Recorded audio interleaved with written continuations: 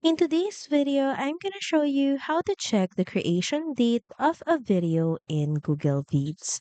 So first, of course, open up a specific project in Google Vids.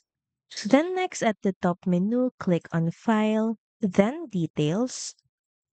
This will open a panel with project metadata.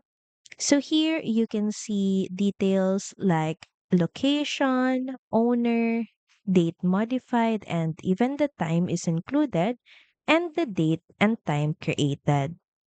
This should show when the project was originally made along with other details like last modified time.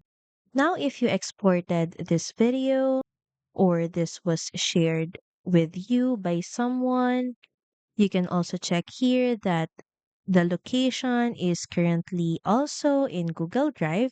So you can head over to your drive and locate the video. And here, click on the three dot icon beside it and click on File Information or hover your mouse and go to Details. And here you'll see more specific details about your file, including the type, size, storage used, location, the owner, and the date modified, date opened, and even date created. So that's it. Thank you for watching this video and see you again on the next one.